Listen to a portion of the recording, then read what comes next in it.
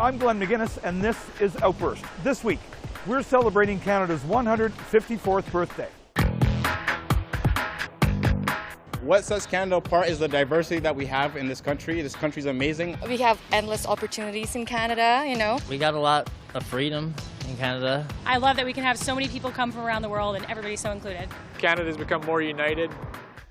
With pandemic restrictions easing across the country, some of us may still be able to get out there and enjoy July 1st, even though some celebrations are still being put off in different parts of the country. So we took to the streets across the country to see if you have any big plans for the big day. Our question: how do you hope to celebrate Canada Day this year? This year I'll be wearing orange.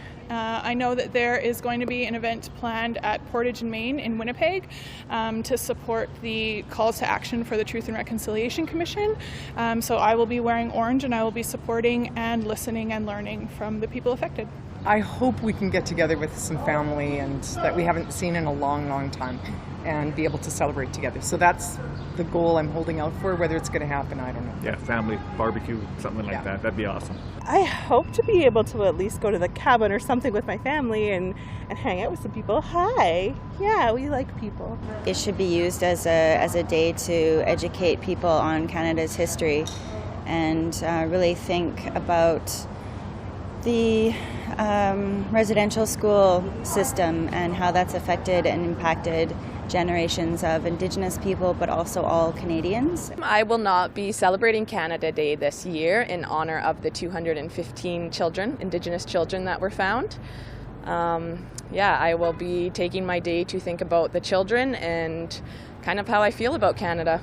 I'll be biking around, usually bike around down to the park. They have the celebrations there every year, I think. They used to have Bannock there, but I'm not sure if they have any this year, or the last few years, I think. Down at Riverside Park, we enjoy the festivities down there every year. On Canada Day, I will be getting my second vaccine at the convention center here in Victoria, and hopefully talk to some of my children on the FaceTime. I hope to celebrate Canada Day by just enjoying the nature and like what we have to offer and like the land that we have to just love and appreciate. With friends and family, keep them close, have fun, celebrate the last year. I know it was a lot of adversity, and we've come through strong and resilient, so I'm going to stay close to home for sure. I think that's a touchy subject, just in fact of the fact that recently we found 215 Indigenous children buried in BC. So I don't think Canada Day should be celebrated the way we typically do it. I think there should be more focus on respecting our Indigenous populations and celebrating them, and maybe kind of re-looking at what Canada is in terms of a nation, and kind of looking back as to the effect Canada has had, or the creation of the nation of Canada has had on Indigenous communities in the area. I would like to celebrate Canada Day with my friends and family and be maybe, not as scared to go out in public and enjoy, what we used to enjoy before in a carefree environment. So I'm looking forward to that as much. Oh, it's going to be my first Canada Day over here. So hopefully some fireworks and a good time with friends. That's what I'm planning for. Nothing major, but I believe it should be celebrated though. What they're trying to abolish it, that's crazy. Maybe walk over to the Parliament buildings and watch the show. Seeing we're so close here, it's a short walk. Actually, we're going to be in Quebec. Friends of ours have a really, really beautiful cottage on a gorgeous lake, so we're actually getting out of Toronto. We're going to be spending Canada Day there. Same. Yeah, he travels with me. I want to go to the beautiful place in this city and be there the whole day and receive pleasure from this. Probably just go to the park, go to the beach, and explore Toronto more. I hope to spend our Canada Day without the concern of COVID. That's what I hope. I'm hoping to go to a cottage for Canada Day. Spend some time with some friends, which we haven't been able to do in a long time. For me, I'm just hoping to spend time with friends and family and celebrate, a bit of a COVID-free lifestyle, enjoy the great outdoors, and, celebrate the great country that we live in. Well, we're getting a puppy, so I will be at home taking care of our puppy. So it'll be at home no crowds. I guess I am more pro staying away from the crowds, I suppose, still for the time being. I'm new here and I just moved in Regina last year, so this would be my first Canada Day, so hoping for the better. Yeah, like I don't know how the people celebrate here, because due to COVID everything is changed now, right? We're both working. I'm a paramedic and he's in security, so we're both working Canada Day. Yeah. But I don't work until later in the day, so I might partake in maybe one or two Canadian beverages. I want to put on fireworks in my granddaughter's backyard. Does that sound good? Yeah. It's easy to have a sense of pride when you tell someone you're a Canadian. We're a country whose multiculturalism, peaceful nature, and of course, breathtaking scenery is admired around the world. So we set out to ask Canadians what makes Canada so special. Our question: what sets Canada apart from any other nation on Earth? It's welcoming, especially as an immigrant. And I've been to so many other countries, and I can tell the difference between Canada and other countries. In Canada, you feel like you are at home, even though you don't have like so many relatives and stuff like that. So it is really, really a special country. Actually, to be honest, I come from India, and it's like, for me it's very different over here. I feel very safe here. It's good. I love the people, very friendly, and it's multicultural. That's the thing I like about Canada, because I don't feel like I miss my country. I come here, I see, it's so multicultural, and I really love the fact that it is multicultural. It's the people. It's the warmth of the people, I would say, you know what I mean? Definitely. The unity and the acceptance. Everybody loves everybody comes together to work to get through tough times, and that is still going to keep going so long we still love one another and we unite to carry things through. I hope everything is going to be better. I think kindness and mutual toleration is something most people in Canada feel strongly about. And when somebody does something horrible, to impugn that or worse, to kill other people, we all feel it, and we all want to do something about it. And we've seen that lately. I think that we're known as being fair and welcoming for immigrants and political refugees, but I think we're losing that edge by not dealing with discrimination and racism. What I think Canada is different from the rest of the world in is probably the maple syrup production. I think our landscape. I love getting outdoors, and you can literally go to Drumheller or go to Banff or go, to one of the coasts, east or west, and it's always so unique and different and always an adventure. Oh, that's a good question. I think we sort of have the best of a lot of different places. Like, we have the opportunity of the United States and a lot of the advantages there, but also some things like healthcare and things like that are more sort of European. It's a very multicultural country, so I think there's just a lot going on. Just a lot of things. The scenery for sure. I mean, if you go to, one coast to another, they're just quite different. They vary. The East Coast is quite different from the West Coast. We have endless opportunities in Canada, I lived in a different country. I was born there and came here, and I've just seen like so many opportunities, and that Canadians can take advantage of and should be proud of, because not a lot of countries or people that live in other countries experience that, and I think we shouldn't take that for granted. Well, I think the diversity that we have in Canada is quite incredible. We have a wealth of different cultures celebrating Canada Day all together. We just don't see that anywhere else around the world. It's pretty amazing. Tolerance, diversity, care for its people, and people caring for each other, and making sure that everyone is okay and has some basic opportunities. We're able to react to tough times. We're pretty resilient. We have quick reactions to to tough times for sure. I think we're very friendly, we're very welcoming, we're very accepting, and yeah, that's probably the main things that come to mind. I think our friendliness, for people being friendly all the time, that, you know, we are, a lot of tourism comes here, and I think that we are friendly towards them when they come, and they like to come and see how we live, and that we're just a unique country to live in, and that it's free here. It's nice to live freely in this country. What sets Canada apart is the diversity that we have in this country. This country is amazing, a lot of loving people and a lot of loving folks in this country, and that's what makes us different than everywhere else. Basically our rights and freedoms, which not many people respect or, you know, fully utilize. It's still a free country, free speech, you know, it's a democracy. And many people lose sight of that, but a lot of people that complain about Canada haven't traveled. I don't know. We've lived in a lot of different places. So we love Canada. But I guess we're willing to acknowledge, I hope we're willing to acknowledge our mistakes and do better.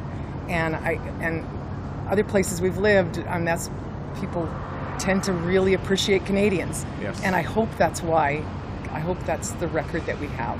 We're really polite, so everybody loves that. It's the truth.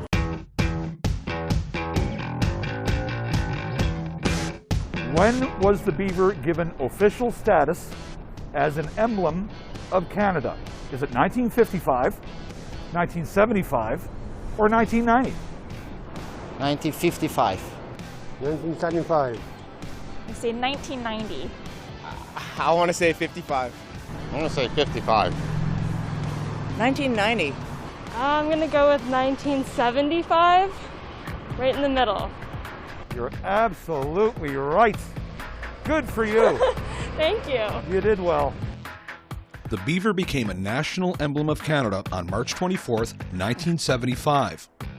Its long history of importance in the fur trade meant that it had been used as a symbol of commerce since the 1600s. The Hudson's Bay Company put 4 beavers on their coat of arms in 1678. The city of Montreal included it in their coat of arms in 1833. And the first Canadian postage stamp, released in 1851, also featured a beaver. All this infatuation for the beaver almost led to the animal being wiped out during the era of the fur trade. But as Europe moved away from fur hats to silk hats, the beaver population in Canada rebounded, and they can be found all across the country today. In the roughly 16 months since this pandemic was declared worldwide, the rules and regulations that would soon follow have been hard on many of us, especially for those who had to stay home and not see the ones they hold near and dear. But we Canadians are resilient, and even when times are tough, we have a way to pull together and offer each other some comfort and support. So we took this question to you. Has the pandemic made Canada a more united country? I think it's made people more united on the topic of like struggling with the pandemic, like the different difficulties that come with that. But I do think it's like separated a lot of people in terms of polarization on topics like, you know, healthcare, political views, things like that. I think it's like the isolation and seeing everything on social media has really separated people in that aspect, unfortunately. Yeah, polarized topic. I do think it's made us more united in some sense, and there's like a collective trauma that we're all working through in some way. I think there are some extreme opinions, but generally I do think we've been more united on it.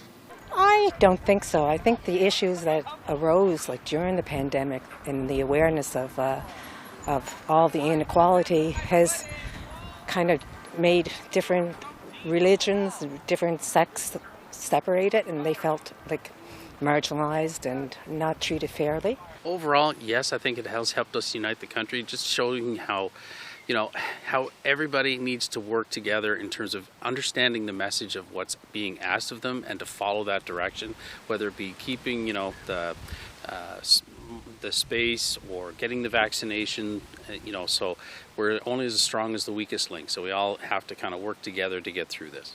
In Alberta specifically, but obviously across the country as well, I think it's kind of showcased a lot of our class discrepancies, a lot of that kind of inequities that are built within our system. A lot of people coming together, a lot of support online, a lot of I would just say a lot of people focusing on their mental health, and a lot of people being there for each other and understanding that we're collectively in this together, and a lot of us just kind of went through a hard time. So I found it much easier to reach out to friends and kind of relate in that sense, and a lot of more empathy being spread around between friends and family. So no, it's definitely created some division.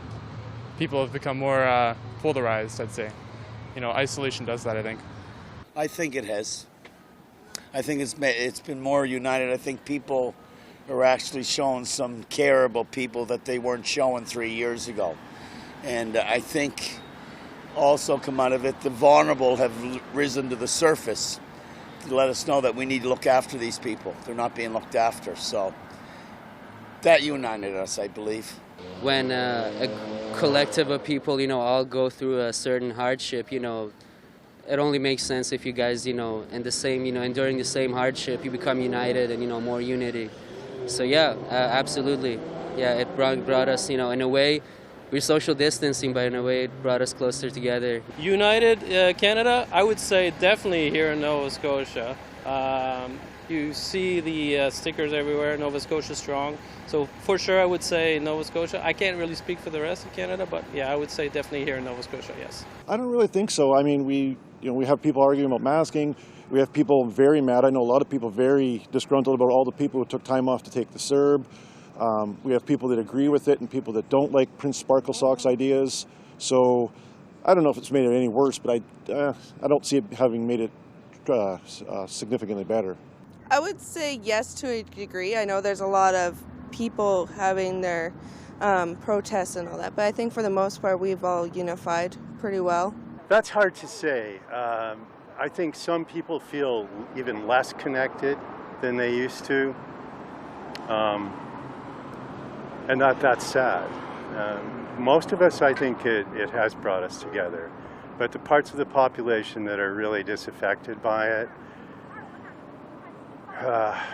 who are generally outraged at public figures, are more so now, and that's a problem.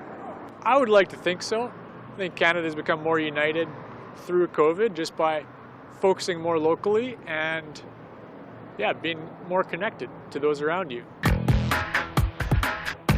Canada's a big country, geographically, not population-wise, the second largest country on Earth. But with that comes a diversity of natural beauty as far as the eye can see. So once again, we set out across the country to ask Canadians why the places they live or where they come from are so distinctive. Our question: what makes your part of the country unique? What makes it unique? Well, the hospitality of the people here, the variety of weather, it changes every 5 minutes or so. And it's like right next to the Atlantic Ocean, what more do you want? On the East Coast, we're known to be very friendly in general. This part of the world, I find like New Brunswick, PEI, Nova Scotia, and Newfoundland, worked really well throughout the pandemic itself. So that's a big bonus compared to the rest of Canada, I would say, yes. I believe we have just a friendly area to come to. I'm originally from Ontario, but I would never go back there. I'd stay here. There's a lot of diversity here, lots of Indian bands around the area. I think there's about 10 to 12 in the area, so I like to be around my people. Even though I'm not from here, I'm from Hope, BC originally. Beautiful summers, short winters. Be nice to have a little more snow, but beautiful country. We have rivers and lakes surrounding, just so much to do and enjoy. It's Prince Edward Island, and it's small, 160,000 people, and really has everything. A capital city and all that goes with it. It's a very unique place, and we should be very proud of it, and try to keep that sort of aura around it and grow at the same time. We're in an island that we can kind of control who comes in and who goes out, and it's the uniqueness of being an island, and that's why we've done so well. I think Newfoundland is unique, not just for our weather, which is something that makes us unique, but I think just the general kind-hearted nature and wanting to do good and wanting to help out your neighbors makes Newfoundland unique. Snow in June, unique. You know, we got mountains here. We got the ocean. You know, you can get lost in an hour. Whereas if you're in a metropolitan city, you'd have to drive hours or even fly to lose yourself. Here, if you want to lose yourself, you know, you could do that easily in an hour. Well, we're a small island, so it's more like a community here than in a lot of bigger places. Well, Ottawa's it's a water city, and it's a beautiful city in the summer, but in the winter it's brutal. I mean, it's quiet in the winter, but in the summer it just comes alive, and you can see by going down to the Ottawa River and walking around here in the market that it's, especially now that the lockdown's over, it's really come alive. And I think people, they just like to be by the water, and Ottawa's it's got a lot of attractions. Like, I was born and raised in Toronto, so I came here way back, and like, I had my daughter here, so to me, this is my home now. I can't imagine living anywhere else. Maybe Mexico in the winter, but I met my wife here. Yes. And I met some amazing people, made some great friends. Been here for 35 years, and this is my home. Yeah, definitely. We love it here. I mean, we've got valleys, we've got flat plains, but when the crops are blooming, they're beautiful. They're yellow or purple. It's not as boring as everybody thinks. We have a lot to offer in Saskatchewan. Well, you can definitely see fireworks from a couple miles away. Yeah, it's a great place to be. You know, the sky. It's one of my favorite things to do out at the farm. There is sit out and watch the sunset. It's just never ending. It's very true. Beautiful British Columbia. It's never ending. You can find places to go, and it's exploring for days. We're very multicultural. That's a plus. You can go anywhere and see people from all over the world, and I don't think that happens elsewhere in Canada. Right, I think there's a lot to discover. I lived here now over 20 years. I still have to see some places. I've seen most of the Ontario, but definitely there's a lot to see, and a lot of nature that I have to go camp again. Yeah, I think definitely a place to discover. The people, just the vast amount of people, their backgrounds, their cultures, it's amazing, honestly. Finally, after many months and 2 summers under a pandemic, it's always nice to get some words of encouragement from those who've been sharing the same burdens as you. So as we travel across the country, we took the time to give some of our fellow citizens the opportunity to offer some encouraging words as we move forward. Our question: what is your message to all Canadians? I think my message to all Canadians would be take the time to really figure out what makes your area unique, what makes your part of Canada unique. Take a look at Canada's history and see where you would like to see the country move in the future. You know, just keep doing your part in all this until the whole thing is figured out, the whole pandemic. Hopefully that, COVID will soon leave us and we'll get back to some normalcy. We can enjoy the life we used to live in a free environment. My message to all Canadians is just to stay safe, keep your head up, and just don't give up on whatever you're trying to do, even if COVID is making it hard and difficult for you. It'll end eventually, I'm sure of it. Courage. Tragically hip. Courage.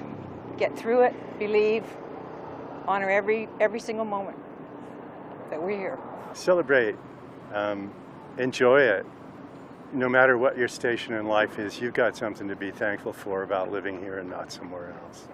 The point is that we really are in it together, as corny as that sounds, and just to remember that we're a unit, we're a people, and that regardless of our differences and where we stand on certain things, that we are all one.